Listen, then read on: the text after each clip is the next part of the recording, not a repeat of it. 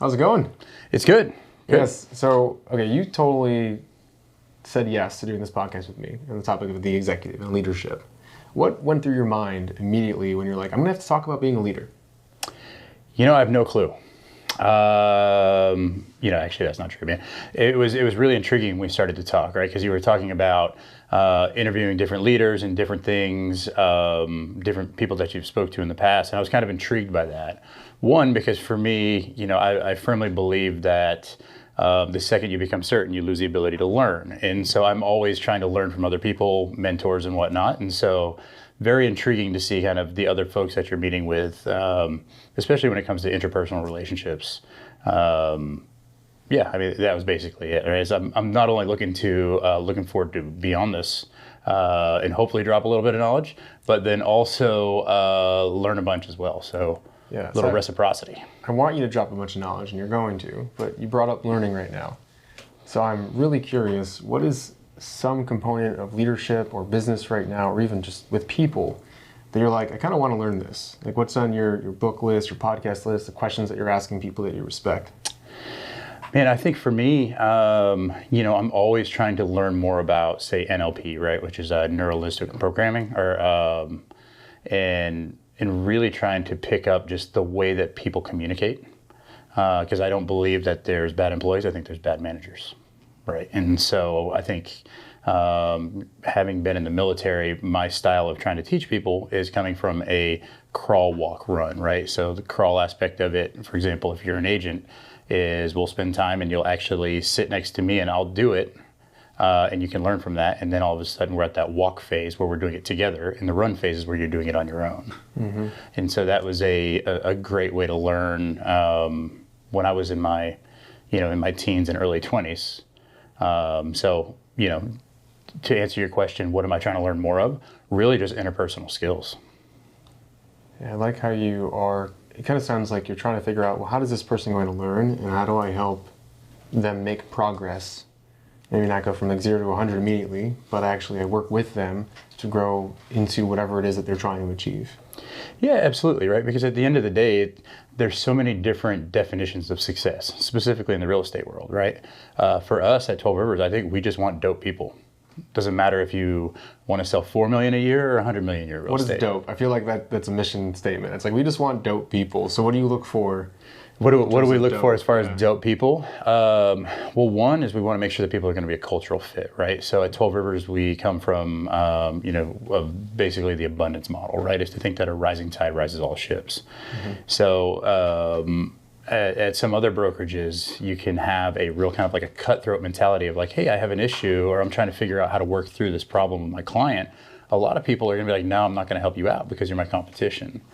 Well, if you take that same thought process and pivot around it to be like, you know what, we're creating more of an ecosystem and a community of giving back and helping, then it doesn't matter if you are somebody like myself or my business partner, my other partners, or a new agent coming in. We all, for the most part, get treated the same as far as mentoring goes.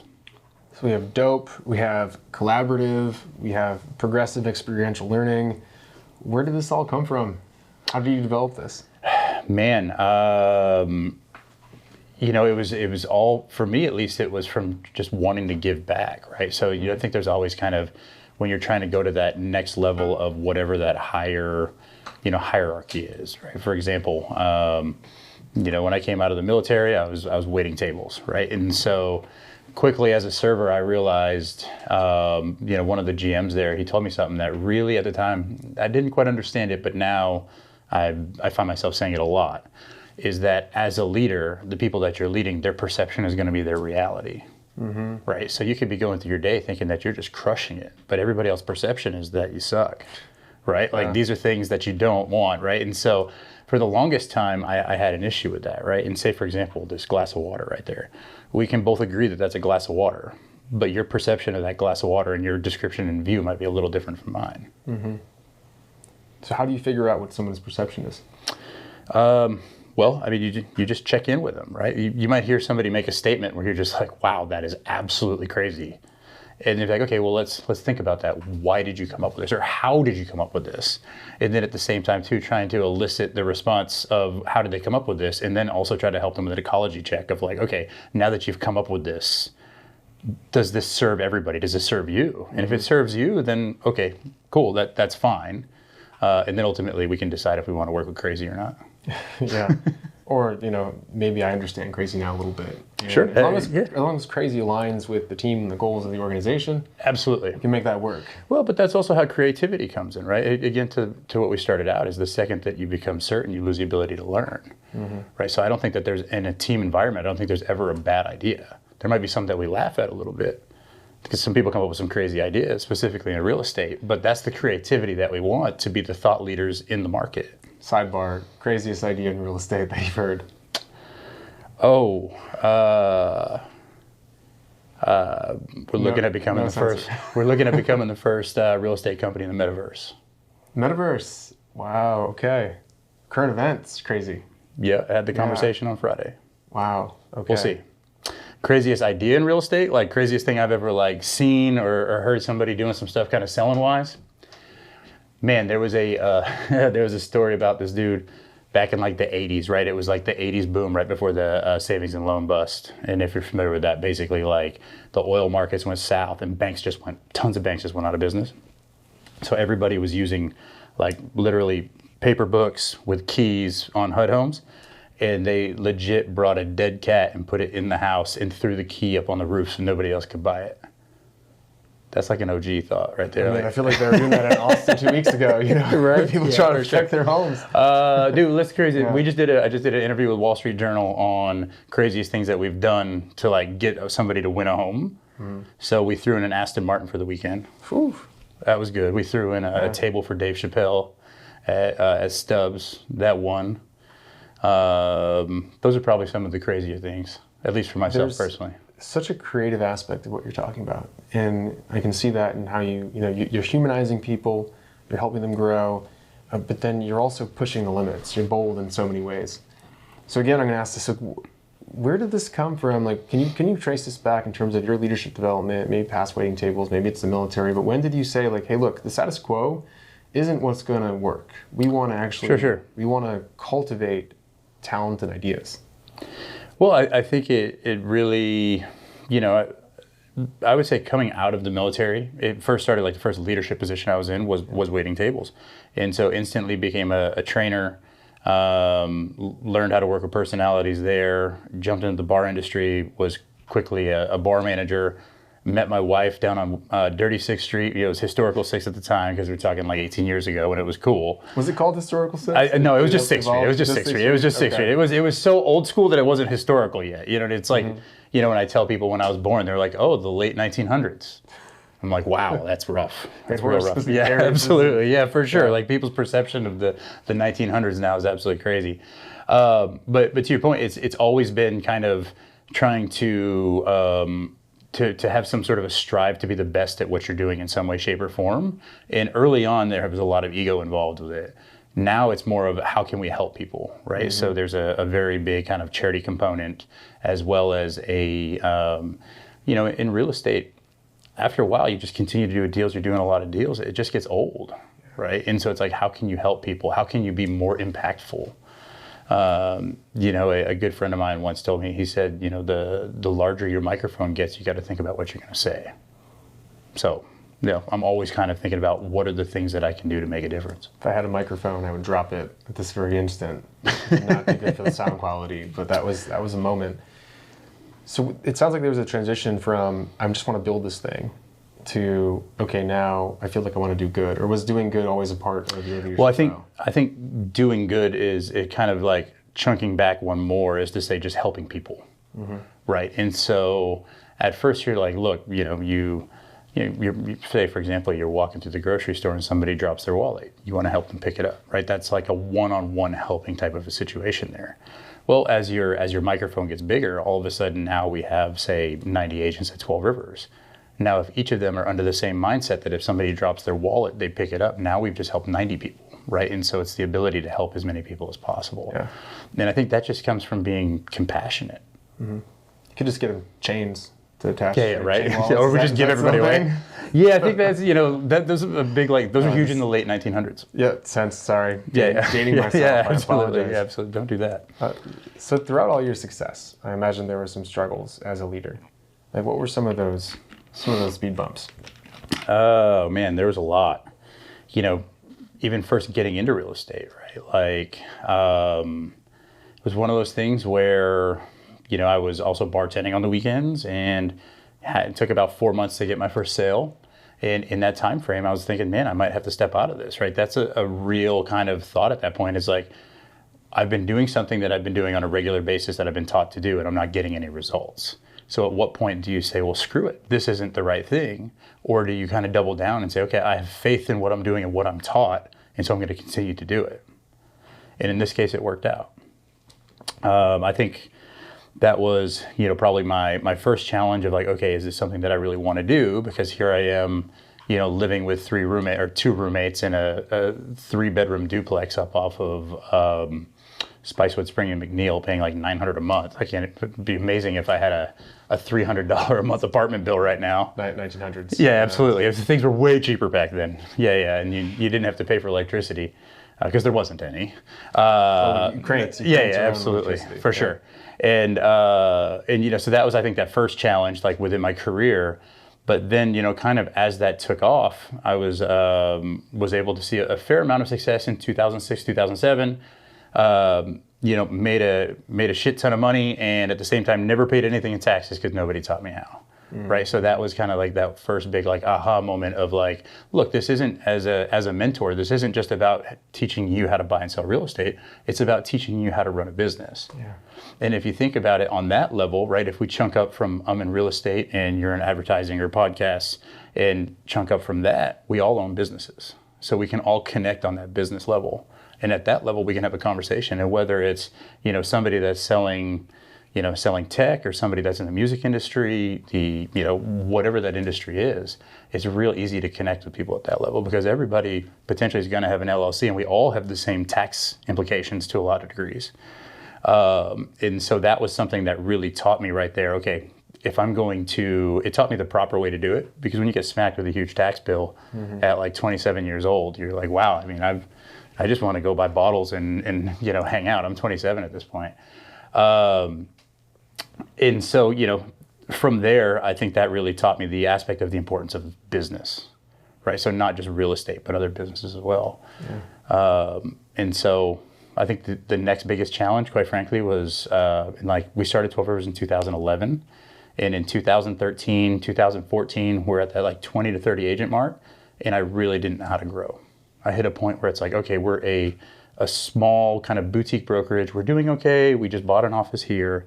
And it's like, I was looking at joining EO or just trying to find some sort of a mentorship program to be like, okay, who here is going to teach this, 32-year-old how to take a brokerage from 20 agents to 100 agents, or however big we wanted to make it. And I was super thankful that I connected with a good friend of mine that had been through the UT PhD program at McCombs, also had a master's in behavioral science from A&M. And so he was really kind of able to help me up with the organization aspect of it and going forward. Well, I heard like the theme of mentorship in a way. Like, you don't know what you don't know. Absolutely. How are you constantly learning, and how are you also taking accountability to go find those mentors for yourself, if that's possible? Because you may just all of a sudden get smacked with this huge bill and you had no idea where that was coming from. And then also the struggles of being consistent, right? Because consistency compounds. And so how do you have a support system around you, or the knowledge and the trust that you're going to succeed if you do certain things, and just have faith in that, or adapt where you need to and be flexible. So I want to go down the mentor route, but I also want to go down the building trust in the people that you hire to let them know that you're doing the right thing. So let's start with trust for a second. So you bring somebody in, and let's say they're making a ton of money bartending. I bartended for 10 years. It's easy cash. I mean, there's hardships about it, but it's like, this is proven income. I know I'm going to get it. And now you're telling me that I need to go do X, Y, Z consistently and not see any money for it for a while. Like, how do you retain that person? And that's crazy, is that's one thing that we do exceptionally well, is take people from the service industry and make them successful in real estate. So, to your point in the bar business, 1 + 1 = 2. And every time you're going to be like, okay, I agree with that statement. I can go into work on a Friday. I'm going to make $200 to $500. I can do that, I can do that shift. I can do a Friday, Saturday shift, and I can pay my bills every month. And that's comfortable, which at the end of the day, for some people, that's totally okay. For other people, and we call it, in our interview process, we call it the who hurt you. We ask, it's the thought process is like, we call it the chip on the shoulder. It's like, what in your life happened that makes you want to go past that level of content to that level of exceptionalism? Does that make sense? Mm-hmm. Yeah. Right. For example, there's some folks, say, for example, myself, right? I grew up in government housing. We were, government funded with government. I mean, if you ever had government cheese, it's absolutely amazing. Government peanut butter, just kind of everything. And so for me, at a very young age, I think that had a pretty big impact on me as far as, almost like a running away from something, right? That's like the who hurt you versus like a running towards something. And so, on the mentor side of it, specifically with bartenders, we've got the proven record of saying like, look, we've got a Toddy B, we have a Mike Frost, we have a Tim Landy, a Hannah Allen, myself. Those 5 people are all probably in the top 50 people in real estate. Mm. When someone is just starting out in their leadership journey, mm-hmm. What do they need? Do they need, a clear program in terms of, look, you're going to crawl, and then you're going to move up. Just be ready for this, like those expectations. Do they need a mentor? What do you find works for you? I think there's a big difference between being a boss and being a leader, right? And so, a boss will tell you what to do. A leader will show you how to do it. Right, so go into that mentality. I tell everybody, never be too proud to clean the toilet. When do you get to the point, though, where, like, I don't have enough time to show everybody? Mm-hmm. So then how do you manage that in terms of delegation or training or maybe you just get in there and say, look, I'll make time. I can control time. You don't know what my special powers are. Sure. Yeah. Some people would say that I can control time. But I think also hiring appropriately, right? So, one thing that I've found as far as that goes is the first assistant I hired was at, it was a long time ago, but let's say $15 an hour. And I realized I needed more than a $15 an hour employee. I realized I needed more than a $50 an hour employee. I realized that I probably need like a $75 an hour employee to be the person that's right under me, essentially running a lot of the things that then enable me to go do the $1,000 to $5,000 hour tasks. And so as a leader, you never want to be unavailable, but at the same time, you never want to be so available that it detracts you from the things that you're trying to do, right? And so our setup here, literally, Kevin and I, we put ourselves in the mix with the agents and with everybody else. So we have, they have the ability to come up at any point in time. It's not even open door, there is no door, right? So they can come up and it's one of those things where it's like, okay, I can sit down right now and I can teach you this, mm-hmm. this one person. Or if 10 people have the same questions, now myself or Kevin can do a class on it. And so now I've leveraged that same hour that I would teach you across 10 people. And at the same time, we have a production company, so we can tape it and then go ahead and put it on, like a company Discord, essentially, so that way they can go in and watch it. And so those training modules are already in there as well, which is, ultimately at the end of the day, we all have the same 24 hours in the day. And I think Elon Musk probably spends his drastically than me, and I probably spend mine drastically than somebody that's in the bar industry. What does the perfect day look like? For me? Yeah. Well, it depends if my wife is watching or not. I think the perfect day for me would be... Nobody's watching. yeah, right. Nobody's watching this. That's cool. All right, so we're going to the strip club. Just kidding. No, my perfect day would be... That's a staff outing. Yeah. Last week. Truth be told, we won Best Place to Work this year, and, there was space at the Yellow Rose for the buffet, so we decided to go there. But you got to eat. Mm-hmm. Right? It's important. Yeah, absolutely. I mean, we had a lot of people, and the reservations were full. So, the perfect day for me is, wake up at about 4:30, I box at about 5:45 till about 7, get home, get my son ready for school, come into the office by about 7:45, 8. Nice thing is in that time I've got an hour by myself, so that's the things where I can really put the sense of urgency to things that I know I need to pay attention to right now, because at 9 o'clock we're going to have a lot of people that come in at that point, and so that's where the time starts to tear out. Typically I'm at the office until about 7:30, go home, put my son down for bed, and then, do some level of work after that, and then rinse and repeat. Do you ever see yourself not working that much? Is there a vision there?